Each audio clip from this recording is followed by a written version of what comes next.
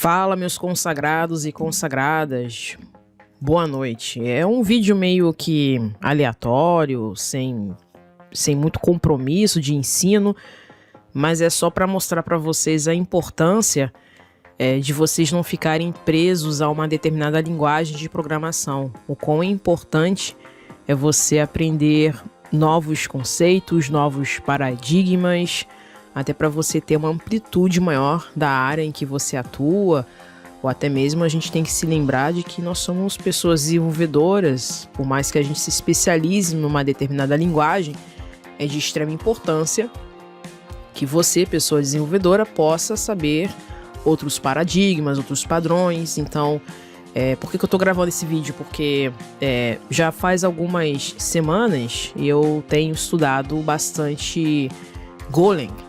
Então, eu gostaria de mostrar para vocês aqui um pouco do que eu tenho aprendido nessas últimas semanas, embora eu fiz um hiato, porque eu tive umas férias de mais ou menos uns 15 dias, mais ou menos. Mas antes disso, eu já venho aprendendo Golang. E para mim hoje, nada, tô nem sendo paga por eles, inclusive eu tive que pagar o curso deles. Não me arrependo, que é do pessoal da Full Cycle.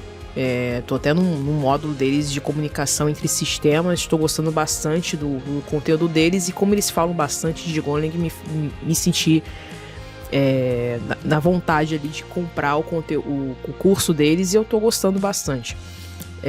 Me desculpa aí, Wesley, se eu estiver fazendo uma propaganda ou algo do tipo, mostrando alguma coisa do que eu aprendi com vocês, mas eu acredito que isso possa ser positivo para vocês.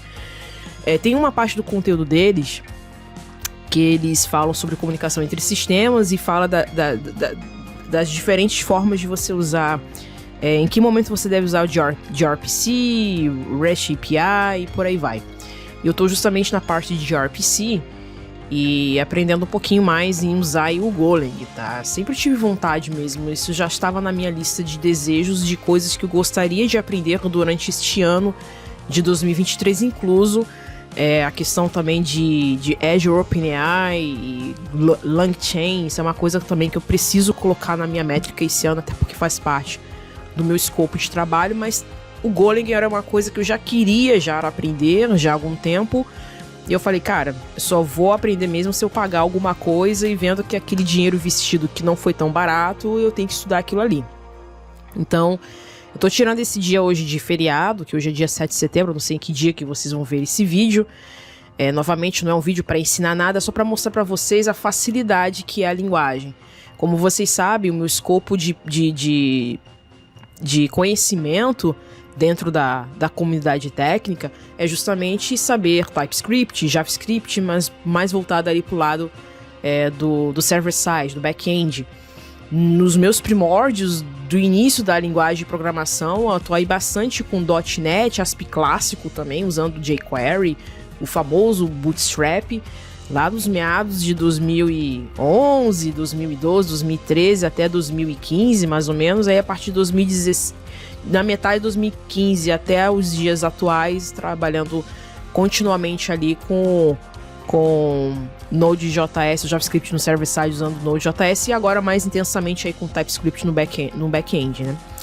Mas eu sempre tive aquela curiosidade de entender um pouco mais a questão do Golang. Todo mundo fala da facilidade que é a linguagem, embora para alguns contextos ela não seria bem usada, mas não é possível que, por exemplo, empresas como, por exemplo, a Globo.com, a própria Google usam, né?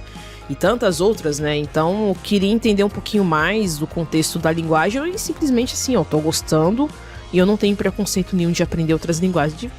O Java ainda tem um pouquinho de preconceitozinho, mas eu tenho que remover esse preconceito de Java, até porque muita coisa mudou. Ouvi dizer também com a chegada do Spring Boot, muita coisa facilitou.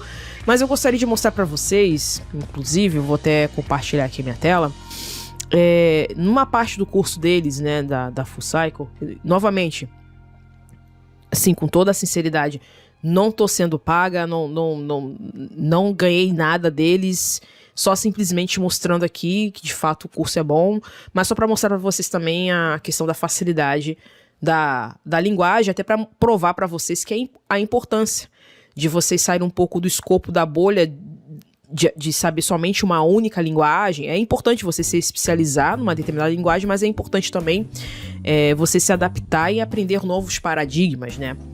Então aqui é um projeto CRUD, mas muito bem explicado.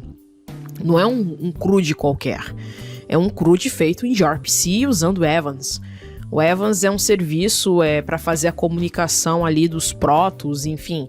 Eu não vou entrar em detalhes, até porque não é minha especialidade também de gRPC, mas depois que eu aprendi o gRPC aqui, com certeza eu vou querer aprender um pouquinho mais a fundo sobre e criar APIs usando gRPC, provavelmente usando o TypeScript, até porque tem suporte, né? Que eu tava lendo a documentação e parece ser bem agrega bastante a documentação. Só para sinalizar, tá? Então aqui eu tenho aqui o projeto, né? Ele tem aqui o main goal, né? Para poder fazer a chamada do projeto principal. Você vê, ó, para fazer o levantamento do servidor na porta 551, né? E tudo mais. Tem ali a chamada do servidor, o serviço da categoria, o Category Service, inclusive. Aí aqui tem a parte do database, isso é bem legal. Aí aqui tem duas entidades, por assim dizer, tem o category.go, tem o course.go. Acho que eu ainda nem cheguei ainda. Não cheguei a criar algumas.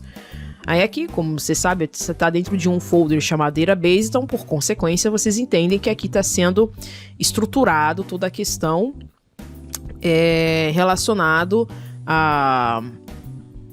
as queries da base de dados, né? Então, como você vai criar essa categoria, como você vai encontrar todas as categorias, como você vai encontrar os cursos pelo ID e por aí vai, né? Então, se você vê, por exemplo, aqui, tem essa função aqui chamada find, né? Nada mais é que encontrar uma categoria para um determinado ID, né? Então, aqui vocês podem ver, tem uma query aqui, né, um select, chamando aí o name, description, o nome da base de dados, e fazendo o scanzinho ali, né, justamente dos parâmetros que estão sendo selecionados por essa categoria, né. Então, nós acho que é bem simples, né, então, tipo, você declara ali a variável, chamando ali o name description como uma string, até porque elas estão declaradas lá em cima, tá vendo? Isso aqui me lembra bastante o TypeScript, né, então você cria um tipo, uma estrutura, um struct, né? Uma estrutura ali, né? Dos tipos ali que você vai usar nesse arquivo aqui. É bem interessante nesse ponto. Até porque tem esses ponteirozinhos, é bem interessante também. Enfim, aí você usa também os pacotes do Golang, enfim. Eu não vou entrar em detalhes porque não é a minha especialidade de Golang. Tem gente especializada na área que possa explicar muito melhor isso aqui do que eu. A própria Wesley, a Laís Lima, que trabalha na Globo.com, outras pessoas também, enfim. Mas aqui, assim, tipo, achei super simples, tipo, é tudo muito cru. Tipo, às vezes a gente vai pensar no over-engineer, mas você às vezes precisa de uma coisa ali que seja escalonável, com uma alta resiliência, coisa assim, tipo, rápida, né? Então, pra que eu fazer uso de over-engineering, né? Então, o curso fala bastante disso também. Então, aqui, né, nada mais é do que uma query chamando um nome, a description, e uma tabela chamada categories, onde vai retornar ali o ID. Se essa query retornar nulo, né, ele vai retornar um erro. Se não, ele vai retornar o quê? Ele vai retornar, se ele encontrar ali o ID dessa categoria, ele vai ter que retornar o nome e a descrição. Basicamente é isso que está fazendo aqui, né? Uma vez que você cria isso aqui, o próximo passo, né, depois que você estrutura o projeto no gRPC, isso eu achei, assim, sensacional, né? Uma vez que você usa esse comando aqui, que inclusive está lá na documentação do gRPC, você usa ali o protoc --go _out, né? Igual a ponto --go --grpc _out. Aí você, enfim, ele vai gerar isso aqui para você automaticamente. Aí ele gera esses dois arquivozinhos aqui dentro dessa pasta pb, né? Que é o nome do pacote relacionado a esses dois arquivos em Golang. Enfim, todas as vezes que você cria um novo serviço, isso é bem interessante. Inclusive, tá até aqui dentro da pasta. é que eu tô estudando ainda e aprendendo algumas coisinhas. Por isso que eu tô gravando esse vídeo, até pra ver se eu tô aprendendo de fato. Depois o Wesley e o sensei lá, o Luiz, ele pode me consertar. Então, dentro da pastinha Service, né? Inclusive, esse aqui ele criou manualmente. Deixa eu só abrir aqui pra vocês. Olha que legal. Dentro da... É aqui em Service? Não. Não, na verdade é aqui, ó. Uma vez que você gera o proto, um arquivo proto, isso é gerado de uma forma que eu não lembro mais, depois eu tenho que olhar nas minhas notas, não consigo memorizar essas coisas. Ele gera esse arquivo aqui, e olha que legal, você define o nome do pacote relacionado a esse proto, e diz aonde que ele vai estar localizado, né? Ele diz que ele está dentro de uma pasta chamada internal/pb. Aí tem aqui as descrições das entidades, né? Não seria entidades, seria das requisições que você vai precisar fazer em torno da API, né? Então, por exemplo, se eu quero retornar uma categoria, eu quero retornar o ID, o name e a description. Então, se eu quero se eu quero criar uma nova categoria, então vou dizer que vai ser um create category request. Então, se eu quero criar uma nova categoria, então eu vou criar usando o nome e uma description. Se eu quero receber as informações dessa categoria, então o nome dessa categoria, dessa solicitação, vai ser uma category response. Então vou receber uma categoria. E por assim diante, tá? Então o último que eu fiz aqui agora, inclusive, olha que legal.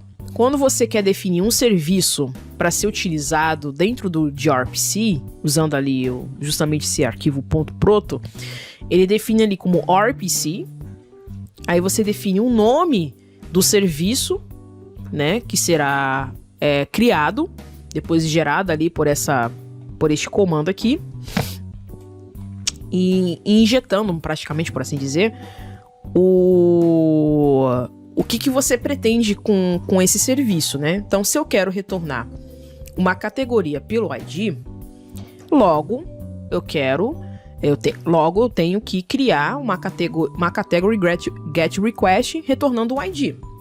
Então, resumindo, se eu preciso retornar uma categoria de um produto, de um determinado produto, e tem que ser pelo ID, então, logo eu preciso desse ID aqui, né? E logo também, o que eu vou retornar? Uma categoria. Enfim, isso aqui vem a parte do pulo do gato.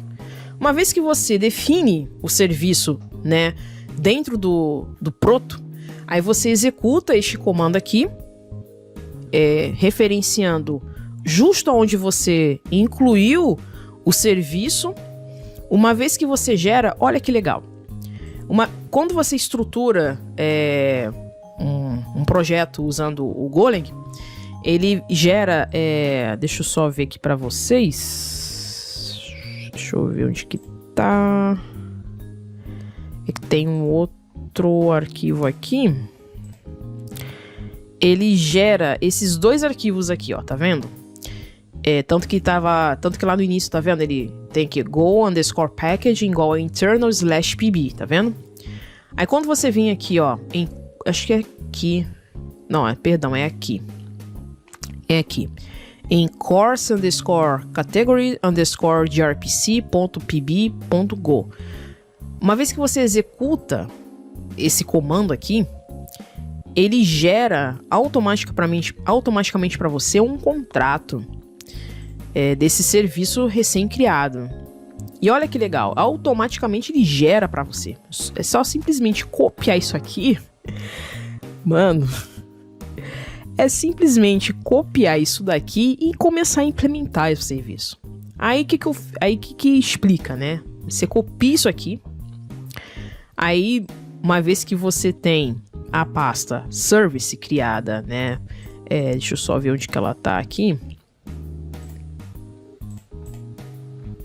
Esse aqui ele criou manualmente. Você vem aqui no serviço e implementa ele, né? Aí entra a questão de saber o Golang, né? Aí você tem uma função, aponta qual serviço que você vai usar e simplesmente você cola aqui, né?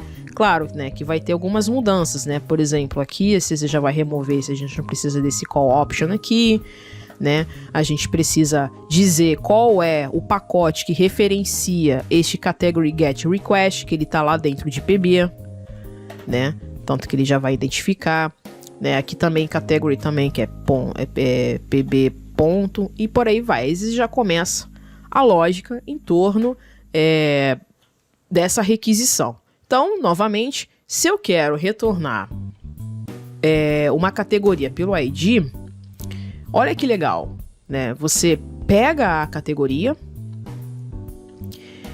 e essa é uma declaração de variáveis, né? Tanto que aqui, ó, você põe o mouse em cima do VS Code aqui, ó, ele já fala, ó, var category database.category, né?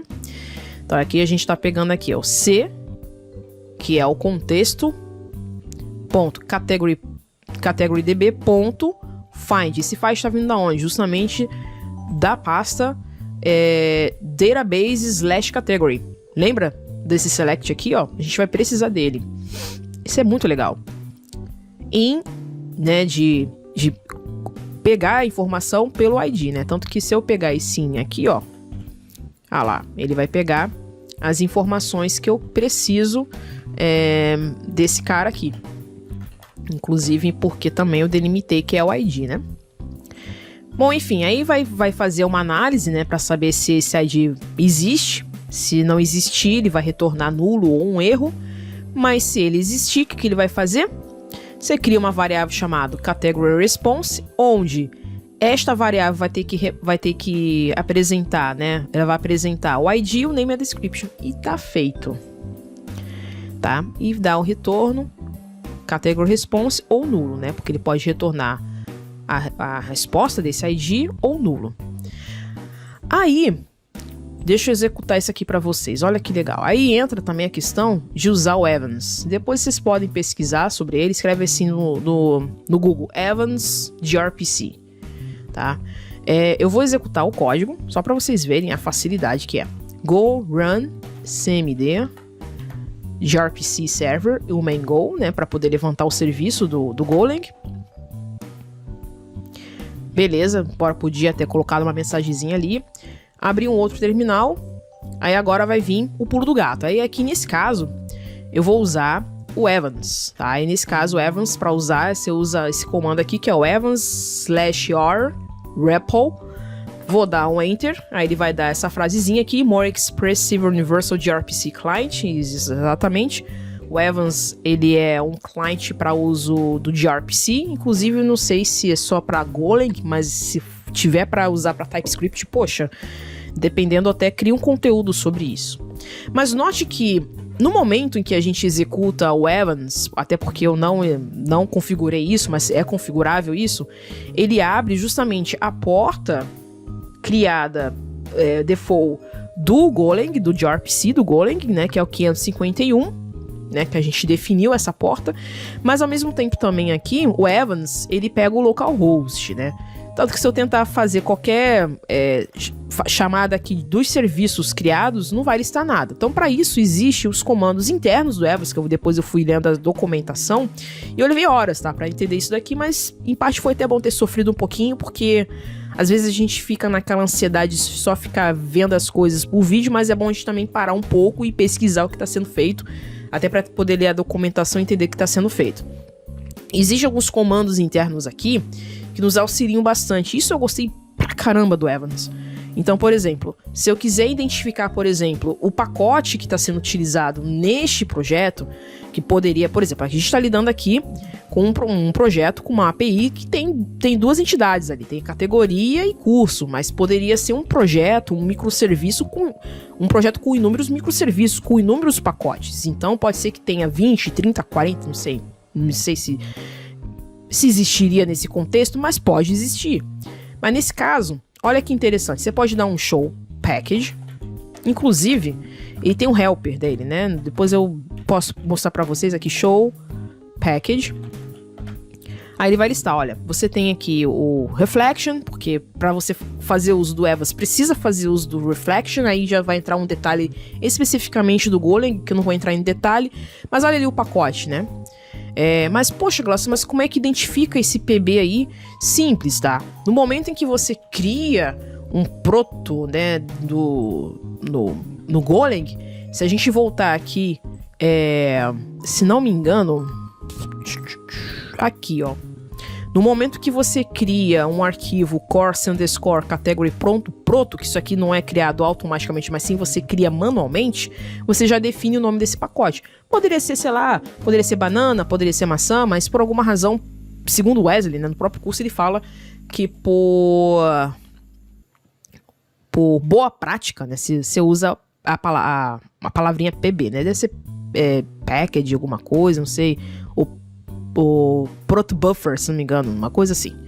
Enfim, então aqui, então a gente listou aqui, né, o pacote, né, os pacotes dentro desse projeto. Mas e aí, Glaucio, eu preciso usar esse pacote, como é que a gente faz? Simples, se eu dei um show package, logo, pela intuição, a gente vai dar um package pb. Opa, ali, ó, já mudou um pouquinho ali. Então eu tô dentro desse pacote. Aí olha que legal, é como se ele estivesse entrando neste arquivo aqui, que é o course_category.proto. Se a gente entrar aqui, dentro deste arquivo aqui, vocês vão ver que aqui dentro, inclusive, ele tem, né, os serviços listados aqui. Eu tenho create category, eu tenho list categories, tenho get category, isso é muito legal. Mas eu quero, por exemplo, eu gostaria de listar, por exemplo, ou até mesmo criar uma categoria. Então vamos fazer o seguinte, vamos criar uma categoria aqui, por exemplo. Mas para isso eu preciso saber qual serviço que eu vou usar. Então se eu não sei qual o serviço que eu vou usar, porque você poderia ter inúmeros serviços, novamente a gente está falando de um escopo muito pequeno, porque se for um escopo de microserviço, você teria inúmeros serviços. Então você pode dar um show service. Então ele vai listar ali, olha que bonito. Ele vai listar os serviços contidos dentro deste pacote. Mas eu quero usar esse serviço. Como é que eu faço para usar esse serviço? Se da mesma forma, se eu dei um show package e para resgatar um pacote tive que digitar package pb, então pela intuição, para eu resgatar um serviço, então vou ter que digitar service e o nome do serviço, que nesse caso aqui vocês podem ver o mesmo nome. Nesse caso aqui vai ser category service. Então a gente vai dar um enter aí pronto, beleza, listou. Ah, mas eu vou fazer o seguinte, eu quero criar uma categoria nova. Aí ele é maneiro, cara. Aí você usa a palavrinha reservada call, de chamar, e eu vou chamar justamente este serviço aqui. Que nesse caso aqui, olha, se der um space aqui no teclado, ele já vai listar os serviços que você justamente tem no seu RPC. Nesse caso aqui eu vou digitar aqui, ó, create category. E a gente vai começar a brincadeira aqui. Então eu vou digitar aqui, vamos dizer que é, sei lá, notebook, Dell 15. Vou escrever aqui, notebook com preço imperdível. Tá, dá um enter e olha que legal, criou, né, criou um serviço aqui, uma categoria pra mim aqui, né? Escrevi o nome de um produto, mas seria uma categoria, né? Depois eu posso deletar isso aqui, mas ainda vou criar o delete ainda. Aí vamos supor, aí o list eu não preciso nem citar pra vocês, né? Mas eu vou mostrar de qualquer forma. Então eu vou fazer aqui um call, eu quero listar os serviços, as categorias que eu já criei aqui. Então eu vou dar um call list categories. Vou dar um enter e já tem esses serviços aí criados, né? Tipo, essas categorias criadas. Mas vamos dizer que eu quero pegar especificamente este ID aqui. Então vou copiar este ID. Copiei. Vou dar um call. Get category. Aí aqui novamente ele vai pedir pra gente botar justamente o ID que eu quero resgatar. Vou dar um paste aqui. E olha que legal, resgatou justamente a informação contida lá no meu SQLite, né? Que eu tô usando aqui o SQLite para questões de estudo. Nada muito tipo um MySQL, um Postgres, que eu poderia até usar também. Então assim, gente, você tirar um tempo da sua vida para aprender coisas novas, para aprender novas linguagens, eu sei que isso toma tempo, né? Eu posso dizer que eu sou privilegiada de tirar um pouco do meu tempo para aprender coisas novas. Mas é sempre importante você aprender coisas novas, novos paradigmas, novas linguagens de programação, até para poder parar com essa picuinha de dizer, porque TypeScript é melhor do que Java, porque Java vai morrer, porque PHP já é fadado ao fracasso, não tem por que continuar, porque Golang é difícil pra caramba, porque usa questão de ponteiros, mas poxa, vocês podem ver que tem outros recursos que auxiliam a linguagem para poder te ajudar, que pode ser que num contexto para um determinado problema de um determinado cliente, pode ser de grande ajuda.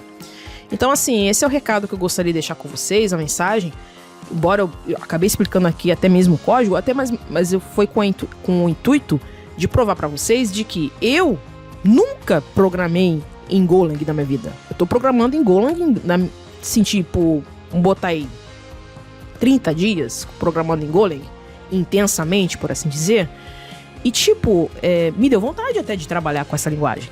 Então, assim, é até importante, até porque a gente tá vivendo um período tão complicado de onda de demissões e de você se tornar uma pessoa desenvolvedora mais completo. Tipo, até pra vocês tirarem esse preconceito de, tipo, não, eu só vou ser .NET, você só JavaScript, TypeScript, ou só você Golang, enfim, não, para com isso. Burrice isso. Esse tipo de pensamento é uma estupidez tremenda. Então fica a dica aqui pra vocês e, tipo, é aquilo, hoje, né, a gente sabe que há uma defasagem muito...